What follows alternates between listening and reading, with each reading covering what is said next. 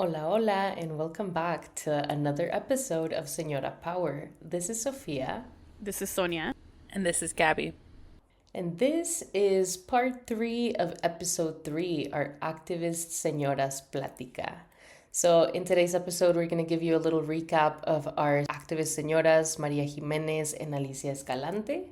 We're going to be discussing what activism has looked like in Texas and California, its similarities and differences.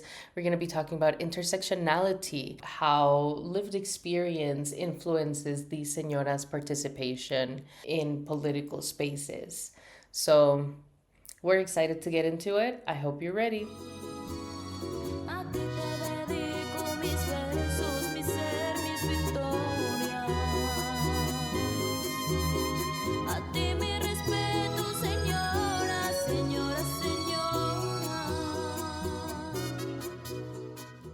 So let's begin this plática.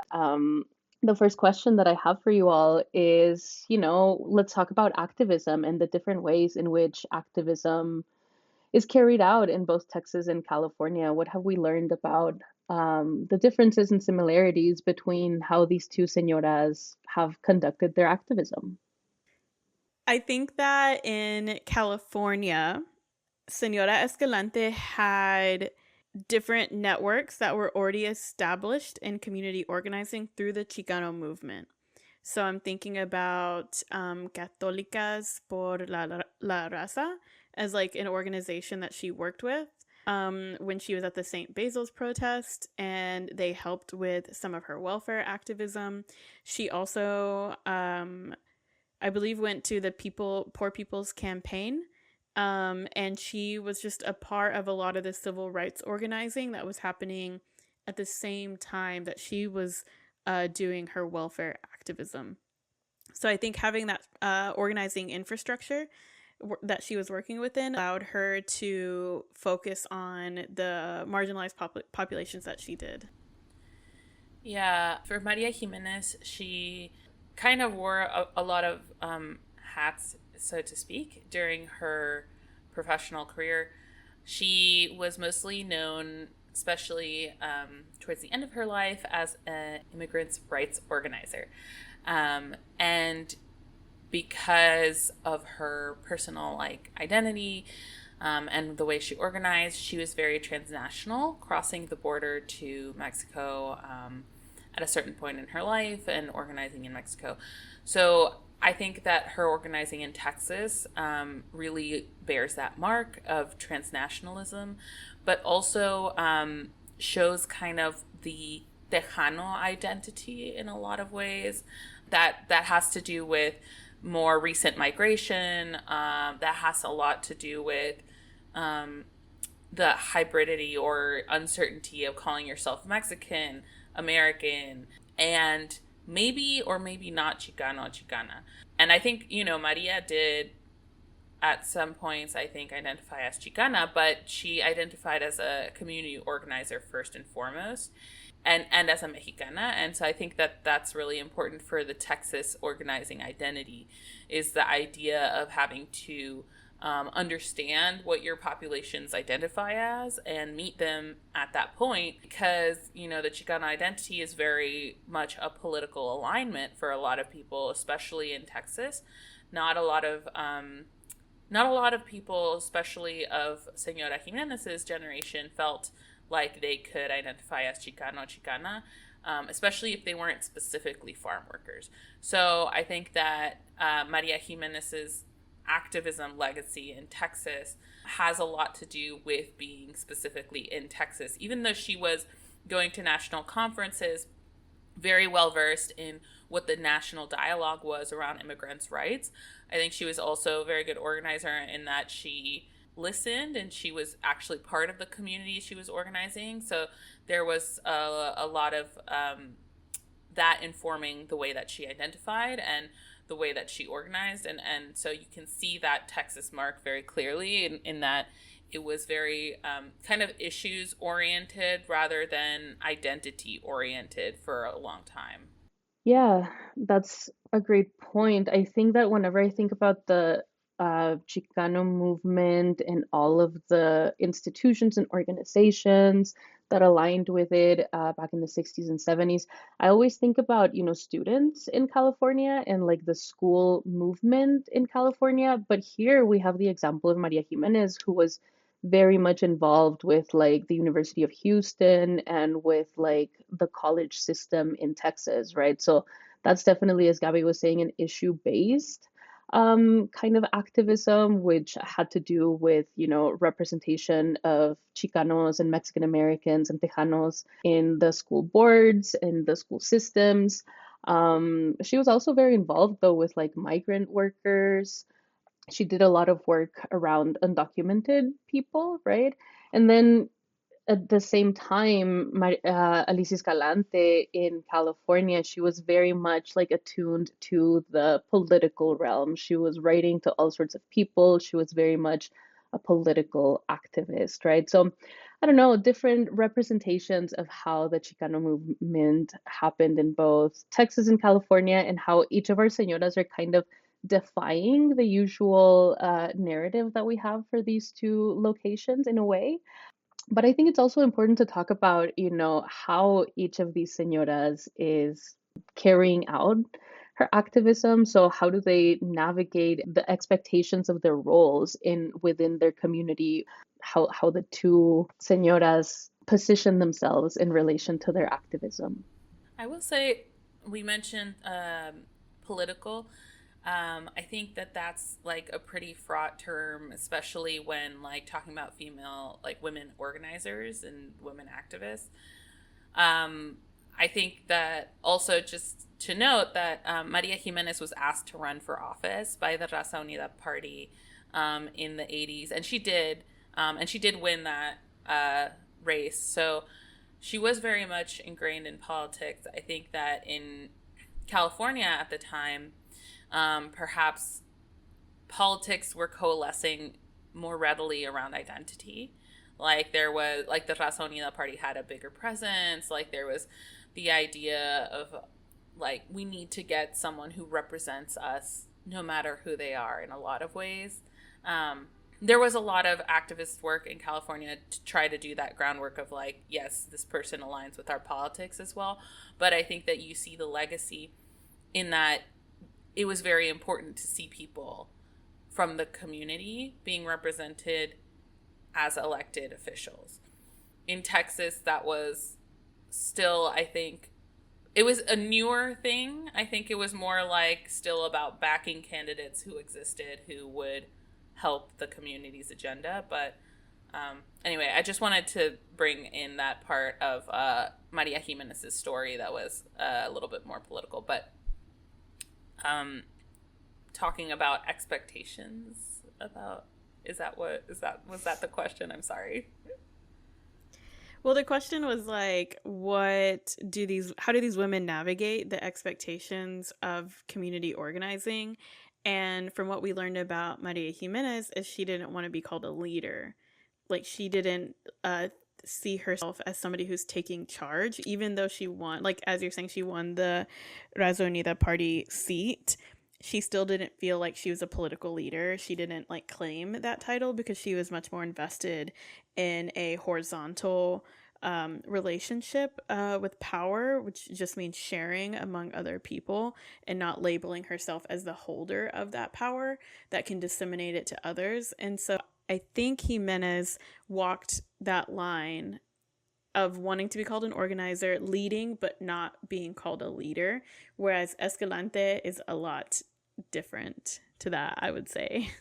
I am just still obsessed with how Escalante signs off on her letters. Hasta la victoria, sin más.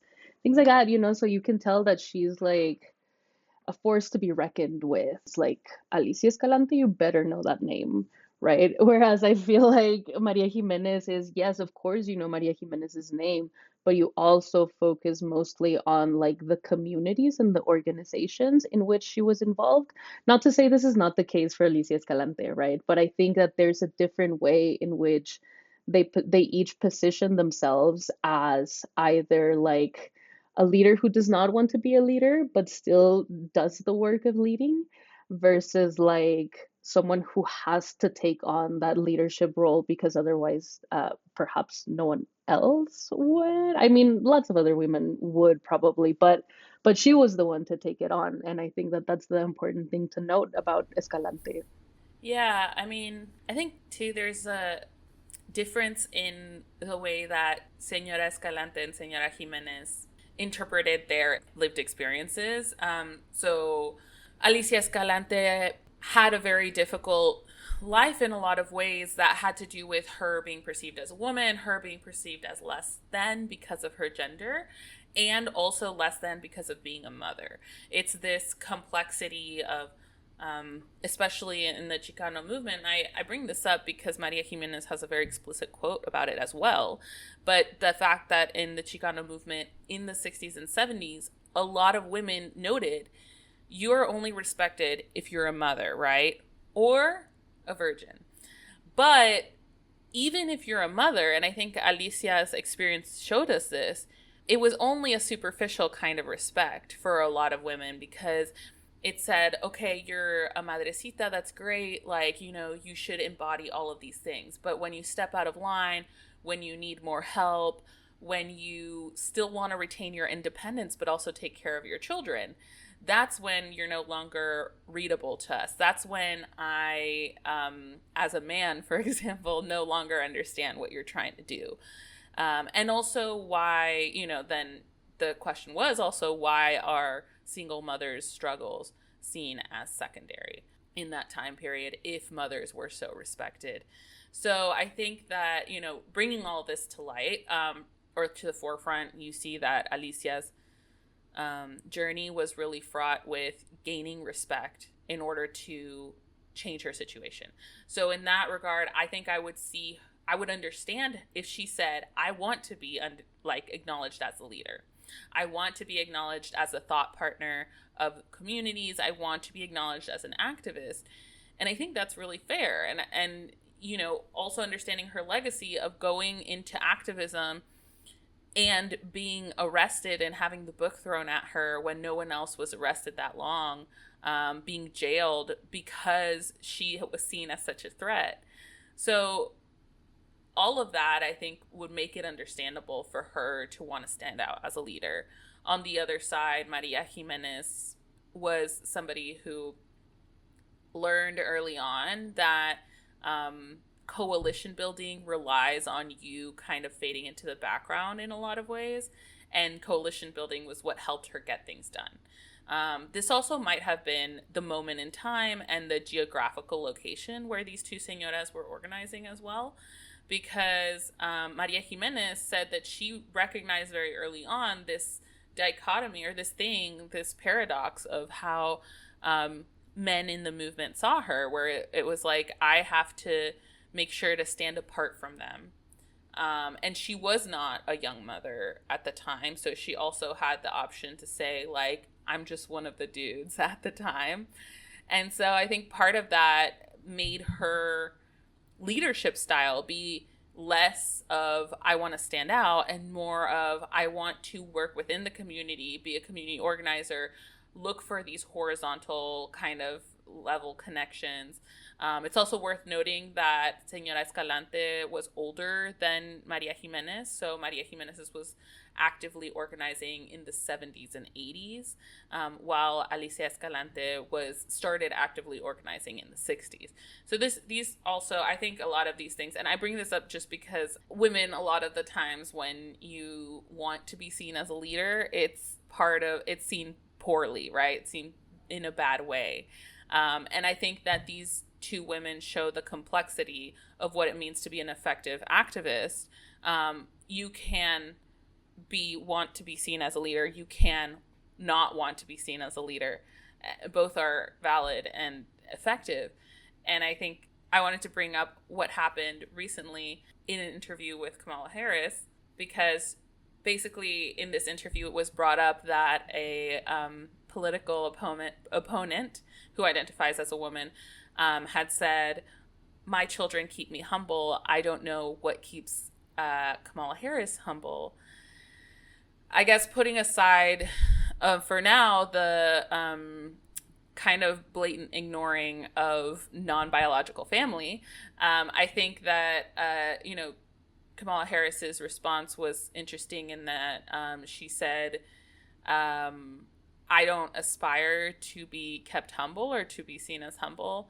And that's something that I see very much in Alicia Escalante's leadership style of saying, like, I refuse this push to be seen as a humble, subservient woman. But I also see it in Maria Jimenez's style as well, where she was willing to speak out when things were not going well. And she very much talks about her conscious decision to be an organizer, to fade into the background. It was not something that was imposed upon her. It was something that she wanted to take on. Yeah, I think it's very interesting to consider. I again, this is kind of like the point of our podcast, right? To consider each of these señoras as kind of like being very situated within their time periods, but also, what they're doing differently within that same social and political context, right? As Gabby was pointing out, both of these señoras are working very firmly within the Chicano movement and like the broader umbrella of the Chicano movement. However, it looks differently for Escalante in the 60s versus Jimenez in like the 70s and even like the 80s, right? So I don't know, maybe we can talk about, how both of these señoras were working with kind of like not the traditional Chicano populations, right? As Gabby suggested, Escalante was working with basically working mothers on welfare. And then we know from Maria Jimenez's activism that she was very into like intersectional coalition building. So for me, this brings up the question of, what are minoritized or marginalized populations within this time period, within the scope of the Chicano movement?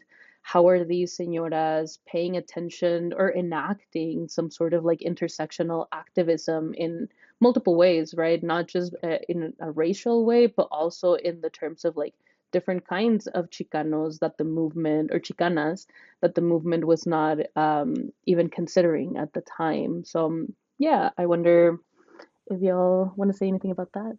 Yes, because Senora Escalante came into activism through healthcare activism, organizing. Specifically, her doctor told her to go to a protest that was trying to advocate against cuts that Reagan was making to essentially Medicare, what we understand Medicare to be now, but within California. And so I think it was there that she saw lots of different kinds of people who had been marginalized within the healthcare system, which you can kind of define as they had certain abilities, experiences, and situations that were not being accounted for in legislation. So they were marginalized, or they were a minority in the policies that were being made, and they are not in power, and they're having to protest in order to have their voice heard. That's how I would kind of get at the minoritized and marginalized populations. And I think that intersectional activism is understanding that power is located across different identities and different lived experiences, and that they interlock in different ways and in different spaces. And so Escalante came into activism heavily aware that Chicanas, or the Chicano movement, is not the only space where somebody has been marginalized or experiencing injustice. And so she also worked with Black Women Solidarity Group, the NWRO. And so she was hyper aware, I think, of the ways that women are experiencing disability injustice, Black injustice, gendered injustice. And so she understood that under the umbrella of welfare, all of these different experiences and identities were being dismissed, undervalued, and punished in many ways by the welfare system. So I think that's what her intersectional activism looked like. And a lot of women at that time were becoming increasingly aware as they entered spaces like the Poor People's Campaign that other people were experiencing police brutality, for example. Other people were experiencing similar kinds of injustice, but they didn't know it until they were able to share their experiences with each other and meet in these community organizing spaces to connect and to see the structural inequity across states, across nations, across identities. Yeah, I also think that with these two women, you see very like issue based organizing. So, single mothers on welfare, immigrants' rights. And for Alicia Escalante, part of that ended up being kind of identity based because single mothers on welfare is inherently kind of a gendered issue. I think Maria Jimenez, she herself had this kind of knowledge of her intersectionality, especially because of her approach in organizing, trying not to be a leader. I think when you are trying not to be perceived in that way, you are very conscious of the way that you are perceived. And so she, I think, was very conscious of, okay, this is how gender works. This is how, race works. This is how class works here. And for her, because it was very much about getting immigrants' rights, like getting them rights, it was more about that. And I think in a certain way, sometimes this can, this can be beneficial, and sometimes it can be perhaps like a challenge when organizing and you are so focused in on one thing. But she ended up being part of the effort to organize for like all immigrants' rights. She started out only with Mexican nationals, but then she expanded to kind of all immigrants, and there was, I think, a lot of what she brought to the table that was really important. And this is why her technique was mostly like, I'm going to listen and I'm going to facilitate. I'm going to try to make myself obsolete. Because once she moved outside of the Mexican community, there was less of her lived experience that she could bring to the table. And I think that's why her strategy was really smart for what she was doing. But I think that in terms of intersectionality, you mostly see it in her story when she's talking about her own experience, when she's talking about having to go and be in activist circles and also be perceived as a woman in whatever way that showed up for people. I wonder if college campuses in particular lend themselves to this listening. Like I think the institution Jimenez was working in kind of allowed her to sit in on conversations and then learn from them and then help advocate with them, not for them. And I think, as people who have been on college campuses, they can be a unique space in that way. And so I wonder if that's part of her intersectional activism as well. Yeah, I mean, it definitely feels that way, just because she was able to sit in on so many of these different like student-based organizations and listen to them, learn from them, and then work with them for this kind of coalition building that she's focused on. But I mean, I don't know, I don't think it's inherently the case, right? After all, academia is an institution, and some professors just like to hear themselves speak, right? And so I think that we should not be crediting the institution for this kind of like space. I think we should be crediting the organizations that made it so, and like the Señora activists that made it so. But I think this all goes back to like their own particular lived experiences, right? And how they're using their lived experience to carry out their activism. And I think that, Jimenez is very much embedded within the college system. So yeah, I mean, there's something inherent about the discussion moment, the kind of like community of learners kind of thing. And there's also the fact, I think, that Jimenez already had an example of like student-based activism coming out of California. So I think there's something to be said there too about what she learned from that movement and its particular focus on like leadership and versus how she carried out her own student-based activism as a participant and not a leader, right? But I wonder if we can talk a little bit about Escalante's own lived experience and what propelled her to become an activist in that way? I mean, like I mentioned earlier, the healthcare system was one that she struggled with at an early age. I think a lot of her lived experience is connected to her mother, like a lot of our señoras. Her mom was incredibly subservient, was the quintessential sort of quiet, docile, demure Mexican woman. And I think everybody was astonished when she left her abusive husband. And Escalante took note of all of that. And she used those lived experiences to advocate for different kinds of women who didn't grow up in a culture where they felt that was possible, or didn't have the tools to do that, maybe didn't have the language.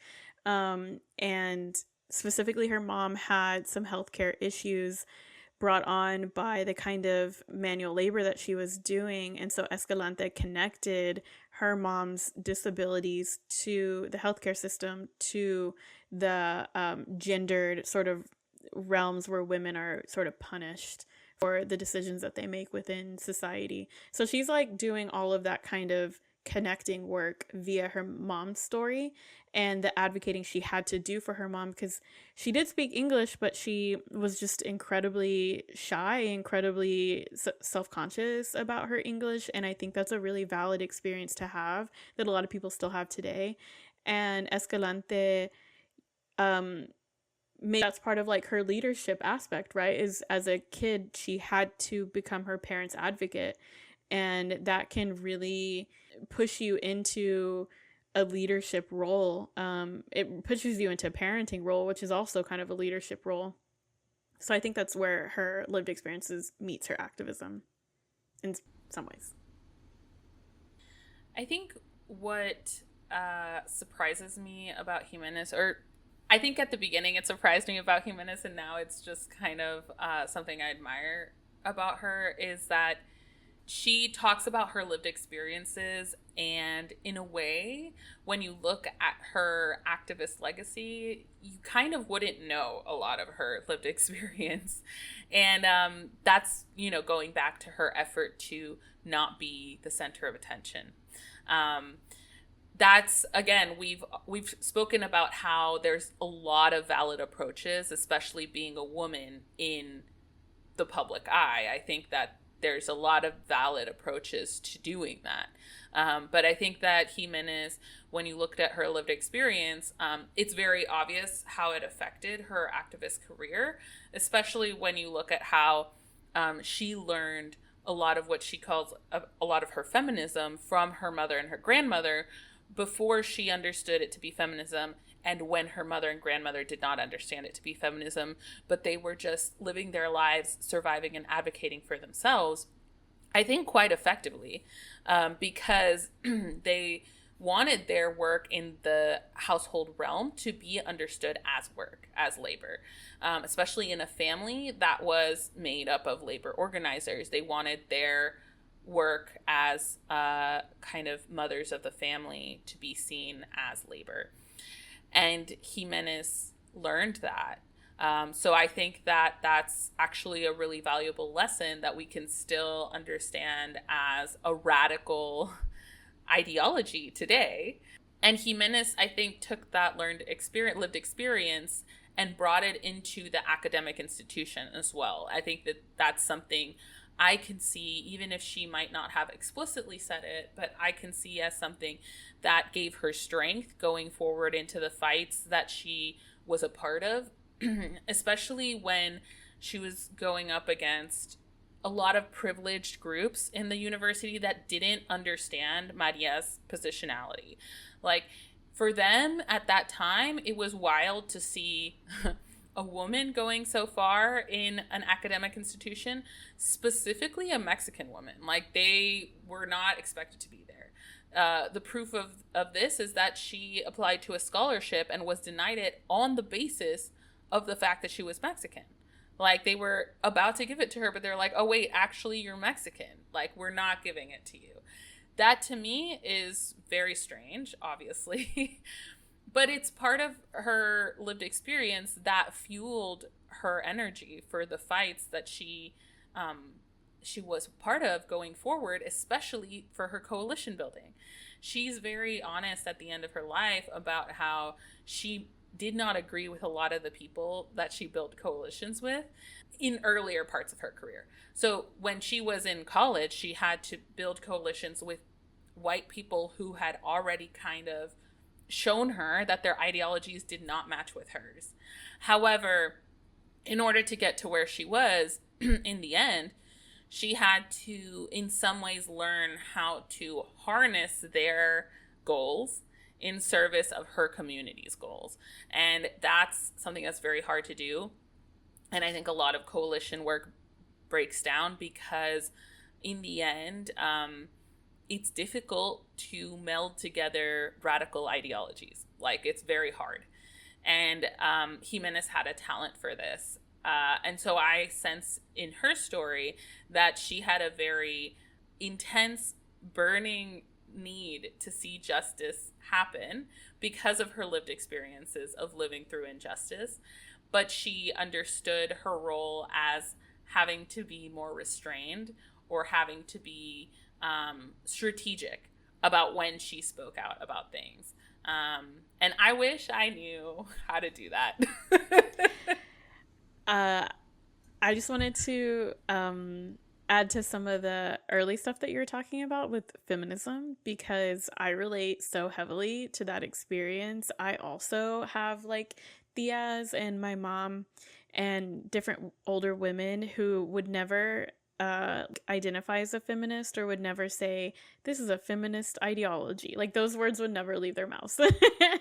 But when you put it in conversation with feminism, it is actually, it's like the roots of feminism. It's not like the theoretical high theory part of it. It's not like, you know, the framework that we understand feminism to be as academics. It's actually like the seeds of it, the roots of it, the sort of foundation of where it comes from is like these women's lived experiences where they were pushing back on sexism, on racism, on all these different sort of injustices. And so I really relate to her sort of like pulling on her female ancestry to like help her navigate college. I think that's an experience I share. I think a lot of people probably share that as well.